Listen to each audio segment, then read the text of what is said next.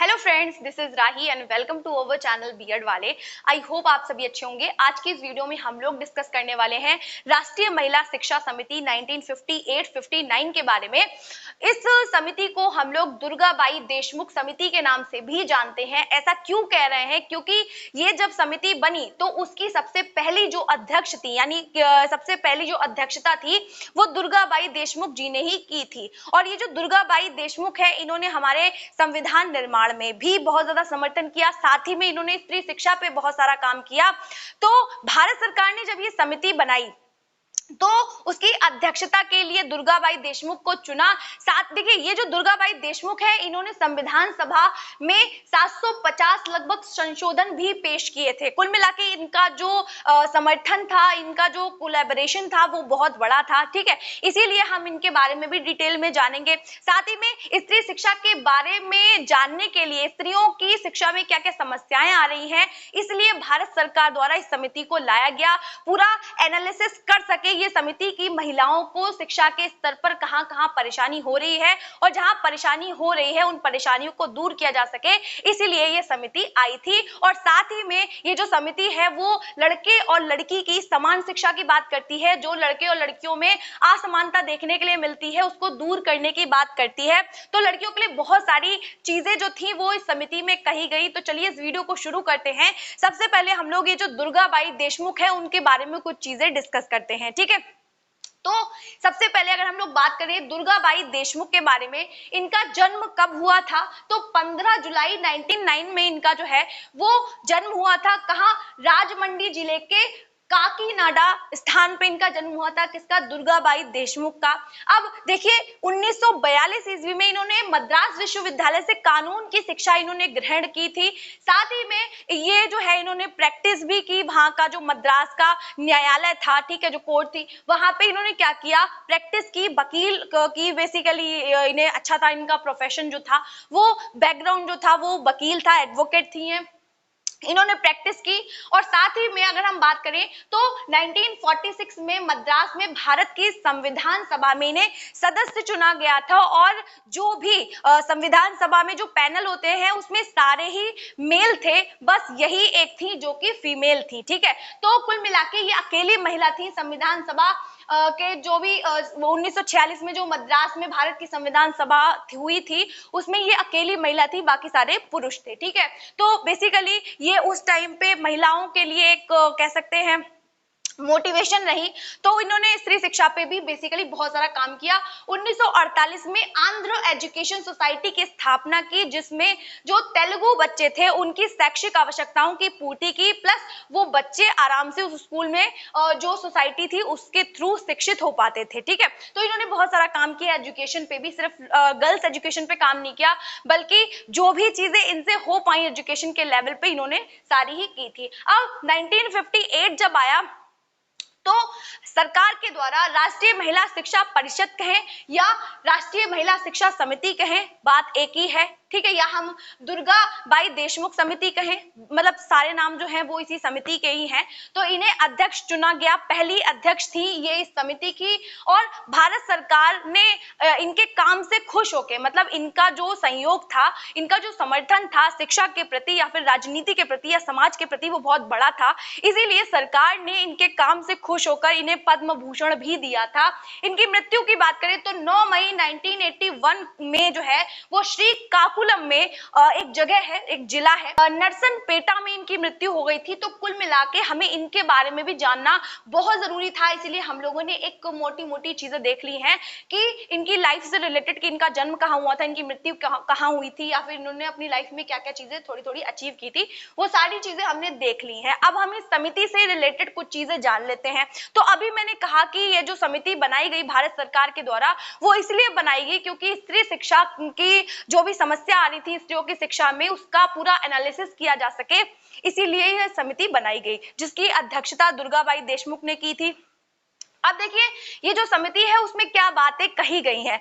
सबसे पहले लड़के और लड़कियों की शिक्षा में समानता की बात कही गई कि भाई ऐसा ना हो कि जो लड़के हैं उनको प्रायोरिटी दी जाए, बल्कि लड़कियों को भी प्रोत्साहित किया जा सके, क्योंकि जरूरी नहीं है कि लड़का ही एक अच्छा इंजीनियर या एक अच्छा डॉक्टर बन सके, लड़कियां भी ऐसा कर सकती हैं अगर उनको उचित अवसर दिए जाएंगे। तो ये इस समिति में बात कही गई। अब ये जो समिति है वो ये ऐसा प्रस्ताव देती है कि मिडिल स्कूल तक, मतलब कक्षा 8 तक लगभग जो है वो को एजुकेशन रहनी चाहिए, मतलब लड़का लड़की जो है वो साथ में पढ़ सकते हैं, लेकिन हाई स्कूल लेवल पे आते आते क्या होना चाहिए, लड़कियों के लिए अलग गर्ल्स कॉलेजेस को खोले जाने चाहिए, क्योंकि हम लड़कियों की जो भी आवश्यकताएं हैं, जो नीड है वो अलग है, तो हम उनके हिसाब से करिकुलम सेट कर सके, प्लस उनके हिसाब से उन्हें चीजें प्रोवाइड कर सके, ऐसा ये समिति कहती है। साथ ही में उच्च स्तर पर जो भी विषय हैं उसमें क्या है, छूट होनी चाहिए लड़कियों के लिए कि वो अपने इंटरेस्ट के अकॉर्डिंग जो है वो चीजें चुन सकती है, किसी भी विषय का चयन कर सकती है उच्च स्तर पर आते आते, मतलब हाई स्कूल लेवल पे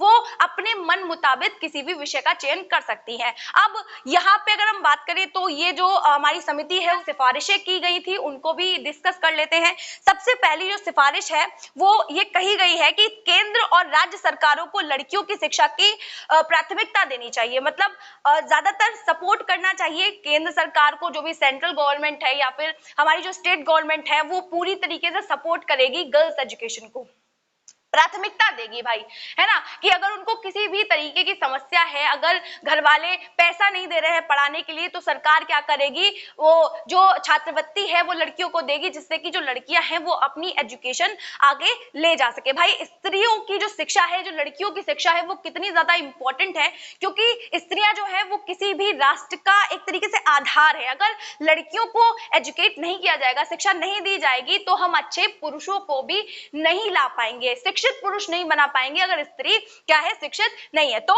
यहाँ पे समिति के द्वारा बात कही गई कि केंद्र सरकार और राज्य सरकार क्या करे, गर्ल्स एजुकेशन को प्राथमिकता दे, लड़कियों की शिक्षा को क्या दे, प्राथमिकता दे। अब दूसरा देखिए, दूसरी सिफारिश ये की गई कि केंद्रीय शिक्षा मंत्रालय में क्या होना चाहिए, महिला शिक्षा विभाग बनाया जाना चाहिए, यानी जो केंद्रीय शिक्षा मंत्रालय है जो हर तरीके की एजुकेशन को देखता है या फिर हर तरीके की एजुकेशन के प्रति काम करता है, उसमें क्या होना चाहिए, एक डिपार्टमेंट महिला शिक्षा का भी होना चाहिए जो कि महिलाओं या लड़कियों के लिए काम करे। ठीक है। अगला देखिए, लड़कियों की शिक्षा को ग्रामीण क्षेत्रों में उचित प्रोत्साहन मिलना चाहिए, मतलब जो भी लड़कियां गांव से बिलोंग करती हैं, आप देखते होंगे जो गांव से लड़कियां आती हैं उनकी शिक्षा, भाई शहरों में तो तब भी ठीक है, लेकिन अगर हम गांव की बात करें तो गांव में तो लड़कियों को और ज्यादा मतलब डिस्करेज किया जाता है उनकी शिक्षा को, भाई कि तुम्हें चूल्हा चौका करना है या इस तरीके से चीजें रहती हैं, तो लड़कियों को शिक्षित नहीं किया जाता है। तो जो ग्रामीण भत्ता है या ग्राम भत्ता है वो दिया जाना चाहिए सरकार के द्वारा, जिससे कि जो गांव वाले लोग हैं वो भी अपनी लड़कियों को पढ़ाने के लिए थोड़ा सा मोटिवेशन फील करें और लड़कियां पढ़ने के लिए मोटिवेशन फील करें। ठीक है। अगला देखिए, विभिन्न सेवाएं और साथ ही में बड़ी संख्या में सीटें उनके लिए आरक्षित करनी चाहिए, यानी जो सरकार है वो कई तरीके की सुविधाएं, चाहे वो साइकिल हो सकती है या फिर ड्रेस हो सकती है, बैग हो सकता है, किताबें हो सकती है, बहुत सारी सुविधाएं हैं जो लड़कियों को देगी सरकार, मुफ्त में देगी, और साथ ही में क्या होगा, जो लड़कियां हैं उनके लिए कुछ जो सीटें हैं वो आरक्षित कर दी जाएंगी, भाई इतनी सीटें लड़कियों के लिए हैं और बाकी लड़कों के लिए है। जैसे कि नहीं हम लोग देखते हैं SC ST वाले जो लोग होते हैं उनके लिए सीटें आरक्षित होती हैं, तो ऐसे ही जो महिलाएं हैं, जो लड़कियां हैं, उनके लिए कुछ सीटें रिजर्व कर देनी चाहिए, जिससे कि वो मतलब उन्हें समान अवसर मिल सके पढ़ाई के या फिर शिक्षा के। उसके बाद में अगर हम लोग देखें, जो वयस्क महिलाएं उनकी शिक्षा के विकास के लिए कार्यक्रमों को प्रोत्साहित किया गया, मतलब कुल मिला के अगर कोई महिला है जिसकी शिक्षा छूट गई है तो उसकी प्रौढ़ शिक्षा की व्यवस्था की जाए, साथ ही में कार्यक्रम चलाया जाए जिससे कि उन्हें एजुकेट किया जा सके, उन्हें प्रशिक्षित किया जा सके, और एटलीस्ट अगर उनको शिक्षा नहीं दे सकते तो हम उनको ट्रेंड कर सके, उन्हें वोकेशनल एजुकेशन दे सके कि वो अपने जीवन को एटलीस्ट चला सकें। ये सारी बातें, ये सारी सिफारिशें कही गई इस समिति में। साथ ही में कक्षा 8 तक जो है वो लड़कियों को मुफ्त शिक्षा दी जाए, उन्हें किसी भी प्रकार की समस्या ना हो, क्योंकि भाई जो लड़कियां हैं जो उनके लिए उनके घर वाले सोचते हैं कि इन पे पैसा लगा के क्या करेंगे, तो इसीलिए इस समिति में ये बात कही गई कि लड़कियों को एटलीस्ट कक्षा 8 तक जो है वो मुफ्त शिक्षा दी जाए। राज्य में महिला शिक्षा निदेशक की नियुक्ति की जाए, यानी स्टेट लेवल पे एक महिला शिक्षा निदेशक की नियुक्ति होगी जो हर जगह निरीक्षण करेगी या देखेगी कि भाई काम हो रहा है, चीजों पे नहीं हो रहा है। ठीक है, तो इस तरीके से कुछ सिफारिशें इस समिति द्वारा की गई। समिति है उसके अंदर ही केंद्रीय परिषद शिक्षा बोर्ड ने जो कार्यक्रम हो रहे थे समिति के द्वारा उनमें अपने कुछ सुझाव रखे, जिससे कि समिति में कुछ और चीजें ऐड हो सके या सुधार किया जा सके। तो केंद्रीय परिषद शिक्षा बोर्ड ने कौन कौन से सुझाव दिए कार्यक्रमों के लिए, वो भी डिस्कस कर लेते हैं। अब देखिए, सबसे पहला जो सुझाव था वो यूजीसी द्वारा महिला शिक्षा के लिए धनराशि देना। जो यूनिवर्सिटी ग्रांट कमीशन है वो क्या करता है, जितनी भी ऑर्गेनाइजेशन है जो भी एजुकेशन देती हैं उनके लिए पैसे देता है। भाई ये जो यूजीसी है वो सभी तरीके की शिक्षाओं के लिए पैसे देता है। एक तरीके से ऑर्गेनाइजेशन है, संस्था है एक तरीके की, जो क्या करता है, शिक्षा के लिए काम करता है और पैसे वगैरह देता है। तो कहा गया है इस केंद्रीय परिषद शिक्षा बोर्ड के द्वारा ये सुझाव दिया गया कि ये जो यूजीसी है वो महिला शिक्षा पे भी काम करे और उसके लिए भी धनराशि दे। साथ ही में महिला शिक्षकों को प्रशिक्षण दिया जाए। जो भी देखिए, महिला जो शिक्षक हैं वो रखे जाएं। क्यों रखे जाएं? क्योंकि जो लड़कियां हैं वो ज्यादा कंफर्टेबल फील करेंगी। इससे कि वो क्या होगा, जो बच्चियां पढ़ने नहीं आती हैं, जो जिन बच्चियों के माता पिता पढ़ने नहीं भेजते हैं, वो भी आराम से पढ़ाई कर सकेंगे, उनके माता पिता भरोसा कर सकेंगे। तो महिला शिक्षकों को सबसे पहले प्रशिक्षण दिया जाएगा, ट्रेनिंग दी जाएगी, साथ ही उनके आवास की भी व्यवस्था की जाएगी, उनको रहने के लिए भी जगह दी जाए। तो ये सारे सुझाव कौन दे रहा है? केंद्रीय परिषद शिक्षा बोर्ड दे रहा है समिति में बदलाव के लिए या कुछ ऐड करने के लिए। अब देखिए, छात्रावास छात्रवृत्ति दी जाएगी, प्लस रहने के लिए जगह दी जाएगी। लड़कियों को भी जो हॉस्टल्स होते हैं, पुस्तकालय बनाए जाएंगे, जो लाइब्रेरी है या जो प्रयोगशालाएं हैं, जो प्रैक्टिकल रूम्स हैं वो बनाए जाएंगे लड़कियों के लिए। साथ ही में महिला शिक्षा विषय पर जो है वो फिल्म बनाई जाए कि भाई लड़कियां और लड़कियों ने भी अपने क्षेत्र में कुछ बेहतर किया है, या जो भी ऐसी कोई फिल्म हो जो स्त्री शिक्षा को प्रमोट करती हो। तो इस तरीके से बातें कही गई। साथ ही में क्रैच व्यवस्था होनी चाहिए। बालिकाओं को दोपहर का भोजन भी स्कूल में ही मिलना चाहिए, वरना लड़कियां जाती तो हैं भाई खाना खाने, लेकिन वापस ही नहीं आती हैं क्योंकि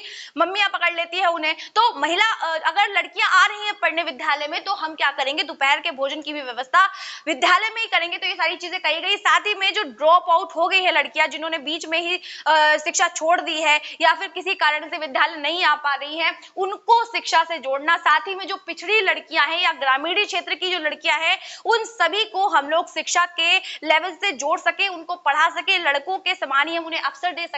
और महिला शिक्षा के जो प्रचार और प्रसार है उसके लिए हम बहुत सारे सेमिनार्स करेंगे, साथ ही में लोगों में जागरूकता फैलाएंगे। तो ये थी हमारी राष्ट्रीय महिला शिक्षा समिति। अगर आपको कोई भी टॉपिक समझ ना आया हो या फिर कोई नया टॉपिक अगर आपको चाहिए तो आप लोग कमेंट सेक्शन में मुझे बता सकते हैं। अगर आप लोगों को वीडियोस अच्छी लगा करे तो वीडियो को लाइक करना, चैनल को सब्सक्राइब करना, साथ ही में बेल आइकन को प्रेस करना मत भूलिएगा। मिलते हैं इसी तरीके की मोर वीडियोस के लिए, तब तक के लिए जय हिंद।